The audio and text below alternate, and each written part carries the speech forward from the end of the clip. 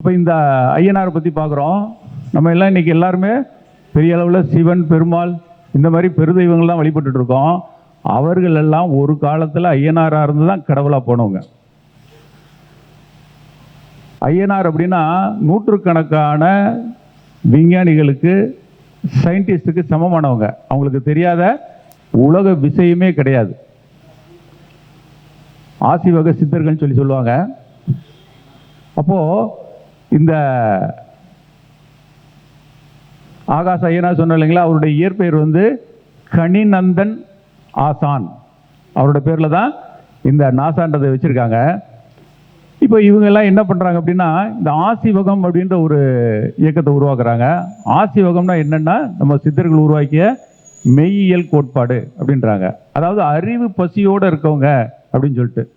இந்த சித்தர்கள் தமிழர்கள் தான் உலகத்துக்கு அறிவை கற்றுக் கொடுத்தது, அறிவியலுக்கு அறிவை கற்றுக் கொடுத்தது அப்படின்னு சொல்லுவாங்க.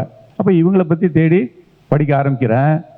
அதில் மற்களி கோசாலர், நரிவிருகு தலையார், பூரண காசியப்பர், பற்குடுக்கை நன்கணியார், இந்த 4 பேர் தமிழகத்தை சேர்ந்தவங்க. வீரம முனிவர், புத்தர், சஞ்சய பேலத்த புத்தர், இந்த 3 பேரும் வடநாட்டை சேர்ந்தவங்க. இவங்கெல்லாம் சேர்ந்து தான் இந்த ஆசிவகத்தை உருவாக்குறாங்க. இந்த 4 பேர், முதல் சொன்ன 4 பேர் தமிழகத்தை சேர்ந்தவங்க. இதில் பற்குடுக்கை நன்கணியார் என்பவர் திருச்சி மாவட்டத்தில் உள்ள திருப்பட்டூரில் பிறந்து ராஜ குடும்பத்தில் பிறந்து சித்தராகி மேலே வந்தவர். மற்களி கோசாலர் அப்படின்னு இருக்கார் இல்லைங்களா, அவர் வந்து எங்கே முக்தி அடைஞ்சார்னாக்கா புதுக்கோட்டையில் இருக்கக்கூடிய சித்தண்ணா வாசல், அங்கே முக்தி அடைஞ்சார். இந்த பூரணர் என்பவர் தான் ஆலங்குடி, புதுக்கோட்டை மாவட்டம் ஆலங்குடி பக்கத்தில் உளைபிடி ஐயனாராக இருக்கிறார். அவர் நீரில் உயிர் துறந்ததா சொல்லப்பட்டிருக்குது. அவருடைய நினைவாக தான் கள்ளழகர் வந்து மதுரை ஆற்றில் போய் இறங்குறது. அது என்னன்றதை அடுத்த மேடையில் பற்றி பேசுவோம். அப்போது இந்த நம்முடைய பலம் என்பது தெரியல. அப்போ என்ன பண்ணியிருக்கோம் இன்றைக்கினா, நம்மளுடைய கல்வியே மாறி போச்சு.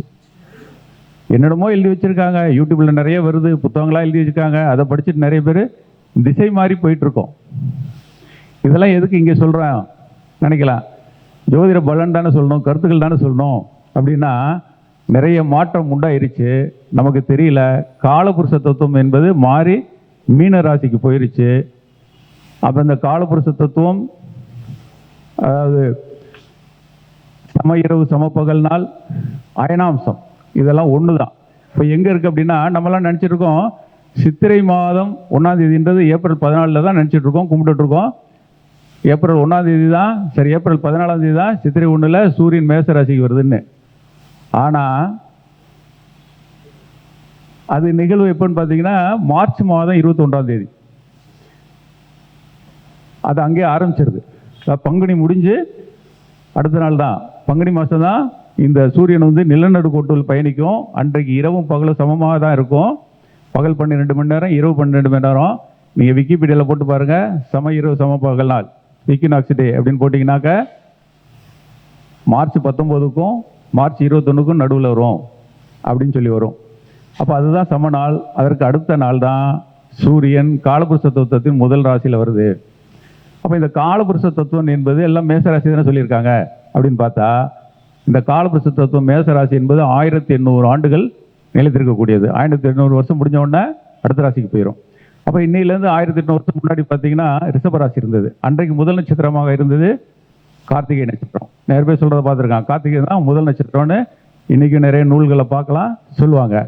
அதற்கு 1800 வருடங்களுக்கு முன்னதாக இந்த காலபுருஷ தத்துவம் என்பது மிதுன ராசியில் இருந்தது. அந்த ராசி அப்பொழுது தான் முதல்ல இந்த சூரியன் நகரம் முழுமையாக கண்டுபிடிக்கிறாங்க. அன்றைக்கு இருந்தது திருவாதிரை நட்சத்திரம். நட்சத்திரம் தனித்தனியாக இருந்ததுன்னா உடுகைகள். இந்த உடுகைகளை ஓர்மைப்படுத்தினால் அதுதான் ஓரை. முதலில் பார்த்ததுனால் அது ஆதி ஓரை. அதற்கு ஒரு அடைமொழி கொடுத்து திரு ஆதி ஓரைன்னு சொன்னாங்க. அதான் இன்றைக்கி திருவாதிரை நட்சத்திரமாக வச்சுருக்கோம். அதுக்கு கீழே கொஞ்சம் இடது பக்கத்தில் கீழே அந்த இடம் தான் நெபுலா வெடித்து சிதறிய சிவ மையத்தை பார்க்க முடியும், சிவனுடைய முடியை பார்க்க முடியுமோ. அப்போ சிவனுடைய அடி என்பது ஏற்கனவே பேசியிருக்கேன், சிதம்பரம் கோவில் தான் சிவனுடைய அடி. அப்போது இந்த நந்தின்னு சொல்லுவோம். நந்தி என்பது காளை நம்ம நினச்சிட்டு இருக்கோம், அது காளை கிடையாது. நந்தி என்றால் இணைந்திருத்தல் அர்த்தம். அப்போ எதுனா சிவனுடைய முடியும் தலைப்பகுதியும் இந்த உலக்கை நட்சத்திரமும் அருகருகே இருக்கும். உலக்கை நட்சத்திரத்தை கண்ணால் பார்க்க முடியும். சிவனுடைய பிறப்பிடமான அந்த முடி என்று சொல்லக்கூடிய நெபுலா வெடித்து செய்கிற கண்ணுக்கு தெரியாது. ஏன்னா அது 200 மில்லியன் லைட் இயர்ஸில் ட்ராவல் பண்ணணும், அப்போ தான் போக முடியும். இந்த உலக்கை நட்சத்திரத்துக்கு 45 வருஷம் லைட் இயர்ஸில் ட்ராவல் பண்ணவ போயிட முடியும். அப்படி இது ரெண்டும் இணைஞ்சே இருக்கும். இந்த உலக்க நட்சத்திரம் எங்கே இருக்குதோ அதுக்கு பக்கத்தில் சிவன் இருக்குன்னு அர்த்தம். அதைத்தான் இதை மக்களுக்கு பாமரனுக்கு சொன்னால் புரியாதுன்றதுக்காக தான் கோயிலில் நந்தியை வச்சு நந்தியோட கொம்புகளுக்கு இடையில் சிவனை பார்க்கணும்னு சொல்லியிருக்காங்க. சிவனுடைய வால்பதியிலேருந்து பார்க்கறது கிடையாது. கோவில் கருவறையிலிருந்து நந்திகளுடைய கொம்புக்கு நடுவில் கொடிமரம் வர மாதிரி இந்த ராஜகோபுரத்தின் பெரிய திறந்தவெளி, அதுக்கு பின்னாடி தொடுவானத்தில் பார்த்தோம்னா அடிவானத்திலேருந்து நட்சத்திரம், கிரகங்கள், ராசி மண்டலங்கள்லாம் மேலே வரதை பார்க்க முடியும். அப்போ தான் எந்த இடத்துல வருன்றதை உலக்க நட்சத்திரம் சிறிது நேரத்தில் இந்த சிவனுடைய முடிப்பகுதி மேலே வரும். ஆனால் நமக்கெல்லாம் சிவனுடைய அடிமுடி பார்க்க முடியாதுன்னு சொல்லி வச்சுருக்காங்க. அப்போது இந்த உலகத்துக்கே பார்த்து சொன்னது நம்ம தான். ஆனால் நமக்கு இன்றைக்கி பார்க்க முடியாது சொல்லி வச்சுருக்காங்க. நாம் வானத்தை பார்க்கறதில்ல. அதனால தான் நமக்கு இந்த ஐயப்பாடுகள் வர ஆரம்பிச்சது. இன்றைக்கு நான் ஒரு தரம் ஜோதிடம் பார்த்துருக்கும் போது ஆன்லைனில் ஃபேஸ்புக்கில் பார்த்துட்ருப்பேன். அப்போ ஒருத்தர் கேட்டார், என்னுடைய ஜென்ம நட்சத்திரத்தில் வானத்தில் காட்ட முடியுமான்னு. அது வரைக்கும் தெரியாது. அதை பற்றி யாரும் கேட்கல, அதை பற்றி நம்ம சிந்திக்கலை. அதுக்கப்புறம் இன்றைக்கு எந்த நட்சத்திரம் எந்த இடத்துல இருக்குன்னு கேட்டாக்க என்னால் காட்ட முடியும். அப்போ நம்மை நாமே வளர்த்துக்கணும். நமக்கு பெரிய ஆசான்கள்லாம் தேவையா அப்படின்னா தேவைதான். இல்லாத பட்சத்தில் நாமளே நம்மளை ஆசானாக உருவாக்கி கொள்ள முடியும். ஏன், எப்படி, எப்பொழுது அப்படின்ற ஒரு கேள்விக்கு விடை தேட ஆரம்பித்தோம் அப்படின்னா இந்த உலகத்தை எல்லாருமே பார்க்க முடியும். அப்போது இந்த கடவுள் அப்படின்றத நமக்கெல்லாம் சொல்லியிருப்பாங்க. பெருமாளினுடைய 10 அவதாரங்கள், விஷ்ணுவோட 10 அவதாரம் தானே கடவுள் சொல்லியிருக்காங்க. அது தவறு. மனிதனாக பிறந்து 12 படிநிலைகளை கடக்கிறது. நமக்கு 6 அறிவு, 12 அறிவு கூட்டினாக்கா 18 அறிவு. அதான் 18ஆம் படி கருப்பு. அது ஒரு கல்வி நிலை, அது ஆசிவகத்தின் கல்வி. சபரிமலையில் 18 படி ஏறி போகிறோம். அப்போ இந்த ஆசிவக கல்வியை படித்தாக்க ஆகலான்றது. ஐயனார் அப்படின்னா சிவனோட மேலானவர்ன்றாங்க. சிவனுக்கு ஐயன்னு பேர். ஐயை நிலை அடைஞ்சதுனால சிவனோட ஐயனார் உயர்ந்தவன்றாங்க. ஐயனாரை விட ஐயப்பன் உயர்ந்தவர் அப்படின்றாங்க. அப்படின்னா சுழுமுனையில் மூச்சு காற்றை ஓட வைக்கக்கூடியவர் அப்படின்னு அர்த்தம். அவர் குத்துக்கால் போட்டு உட்காந்துருப்பார். முட்டிக்கால் கீழே ஒரு பெல்ட் துணி கட்டின மாதிரி இருக்கும். அப்படின்னாக்கா அவர் சுழுமுனையில் நாடியை இயக்கக்கூடியவர் அப்படின்னு அர்த்தம். ரமண மகரிஷி அப்படி உட்காருவார். மகா பெரியவர் அப்படி உட்காருவாங்க. இவங்கெல்லாம் சுழுமுனையில் தன்னுடைய நாடியை ஓட வைக்கக்கூடியவர்கள் அப்படின்ற அர்த்தம். அப்போ நமக்கு ஏற்படக்கூடிய கஷ்டங்களை இன்றைக்கி நிறைய பரிகாரங்கள் சொல்கிறாங்க. இந்த பரிகாரங்கள்லாம் சொல்லி நடக்குதானா, சில பேர் நடக்குதுன்றாங்க, சில பேர் நடக்கலைன்றாங்க, சில பேர் பரிகாரம் சொன்னாவே கோபம் அடைகிறாங்க.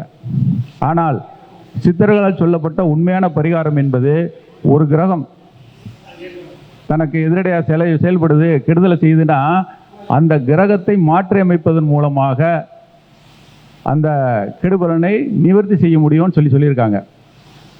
ஆண் கிரகங்கள்லாம் வலது நாடியில் ஓடும். ஒரு நாளைக்கு ஒவ்வொரு மணி நேரம் மூச்சு காற்று மாறி மாறி ஓடும். ஆண் கிரகங்களுடைய ஓரையில் வலது நாடியில் மூச்சு ஓடும். பெண் கிரகங்கள் ஓடையில் இடது நாடியில் ஓடும். இது அப்போது குரு ஆண் கிரகமாகவும் வருது, சுபகிரகமாகவும் வருது. தேய்பிரை விழுந்தவங்களுக்கு தேய்பிரையில் குரு வலது நாடியில் ஓடும், வளர்பிறையில் இடது நாடியில் ஓடும். இதுதான் இயல்பு. அப்போது சனி ஓரை வரும் காலத்தில் 7.5 சனி நடக்குது, அஷ்டம சனி நடக்குது. இந்த பாதிப்பை மாற்றணும் அப்படின்னா இந்த ஓரையை மாற்றணும். வலது நாடியிலிருந்து இடது நாடிக்கு மாற்றினோம்னா சனியினுடைய பாதிப்பு இருக்காது. ஏன்னா இந்த கிரகங்கள் ஓரைகளாக மூச்சு காட்டில் கலந்து நம்மளை இயக்குது. அந்த கால நேரங்காலம் வரும்போது தான் அந்த எண்ணமே வரும். அப்போ எப்படி மாற்றுறது? அப்புறம் முனிவர்கள்லாம் பார்த்துருக்கலாம். இந்த யோக தண்டம்னு வச்சுருப்பாங்க. ஒரு கமண்டலம் யோக மண்டலம் வச்சுருக்காங்களா? மிலிட்ரி ஆஃபீஸர், போலீஸ் எல்லாம் ஒரு ஸ்டிக் வச்சுருக்காங்களா கையில்? அவங்க அடுத்தவங்களை வணக்கம் சொல்லும்போது இடது அட்களில் வச்சுக்கிட்டு தான் வணக்கம் சொல்லுவாங்க. அப்படின்னா என்ன அர்த்தம்னா அவங்க எப்போவுமே டெரராக ஆக்ரோஷமாக இருக்குன்னு அர்த்தம். இடது நாடியில் ஓடக்கூடாது. அந்த பக்கம் ஓடிச்சுன்னா மனம் சாந்தமாயிரும். அப்போ இந்த கோபமாக வச்சுருக்கோன்னா அந்த ஸ்டிக்கை இங்கே வச்சுக்கணும். இப்படி இந்த மூச்சு காற்றை மாற்றுவதற்காக யோக தண்டங்களை அக்கில் வச்சு அமுத்திட்டாங்கன்னா 2 நிமிஷத்துக்குள்ளார இந்த மூச்சு மாறும். நீங்களும் பார்க்கலாம்.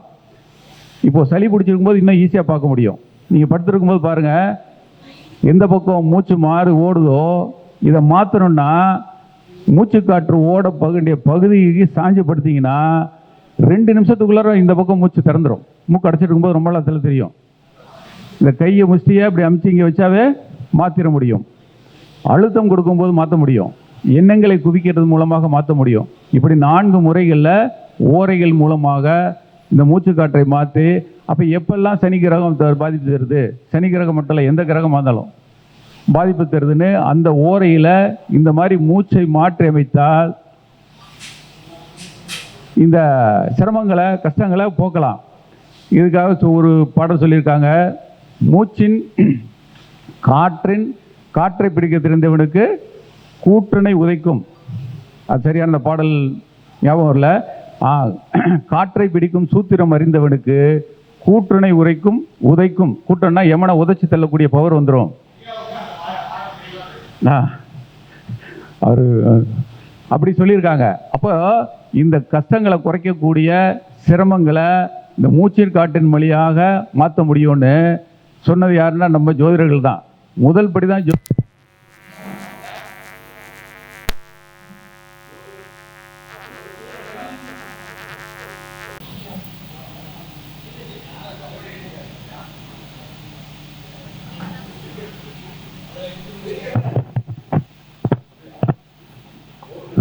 ஹலோ. அப்படி இந்த ஜோதிடர்கள்னா முதல்ல நம்மளை தெரியணும். நம்மளோட பலம் நமக்கு தெரியலன்னா நிறைய பேர் கிண்டடிப்பாங்க. ஃபேஸ்புக்கில் எழுதுங்க, இந்த இன்னைக்கு வந்திருக்கக்கூடிய பாருங்கள் கமெண்ட் எல்லாம் சில பேர் நெகட்டிவ் கமெண்ட் கொடுப்பாங்க. இதை உணர்ந்தவர்கள் தான் இதை பற்றி பெருமையாக பேசுவாங்க.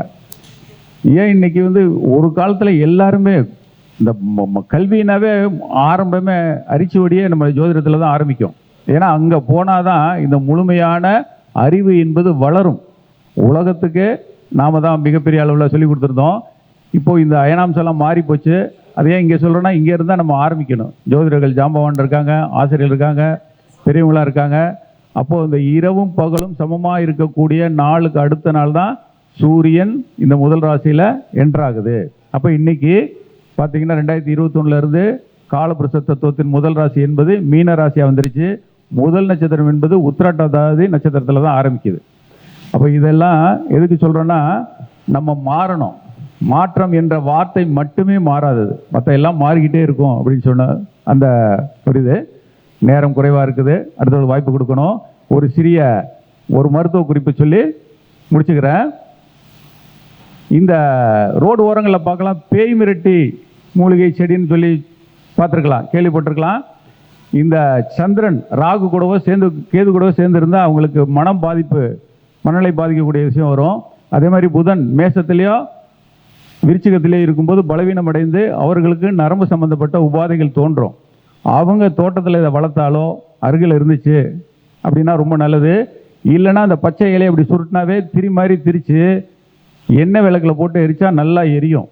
அது இருக்கக்கூடிய இடத்துல இந்த மனம் பாதிப்பு என்பது, மூளை நரம்பு பாதிப்பு என்பது சுத்தமாக நிவர்த்தியாகும். அவங்க வீட்டில் இந்த ஆட்டிசம் உள்ள குழந்தைகள் கண்டிப்பாக பிறக்காது. அது ஏன்னா அது பேர் தான், அதை தெரிஞ்சுதான் அதுக்கு பேரே பேய் மிரட்டி இலை அப்படின்னு வச்சுருக்காங்க. அந்த காலத்தில் பேய்ன்றது ஒரு துஷ்ட சக்தியை பேயின்னு பேர் வச்சுருந்தாங்க. அதையே விரட்டிடுமா. இது மிகப்பெரிய இது முதல்ல இழுப்புப்பூ எண்ணெயில் போடுறது ரொம்ப சிறந்தது, அல்லது புங்க எண்ணெய். அது இல்லைன்னா செக்கில் ஆட்டினா நல்லெண்ணெயில் இதை விளக்கு போட்டோம்னாக்கா ரொம்ப நல்லது. இந்த மனம் சார்ந்த விஷயங்கள் பயம் உள்ளவங்களுக்கு,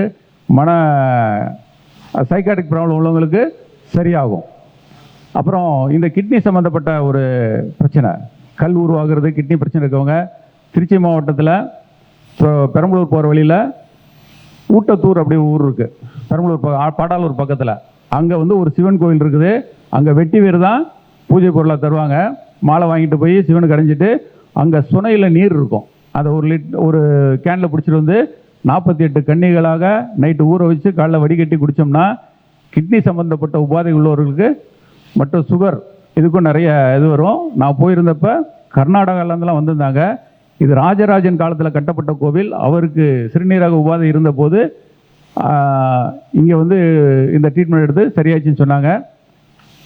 இதுவரை இங்கே பொறுமையாக கேட்டிருந்த உங்களுக்கும் நமக்கு பேச வாய்ப்பளித்த இந்த சங்க தலைவர்களுக்கும் என்னுடைய நன்றியை தெரிவித்து என்னுடைய உரை மறித்துக் கொள்கிறேன். நன்றி, வணக்கம்.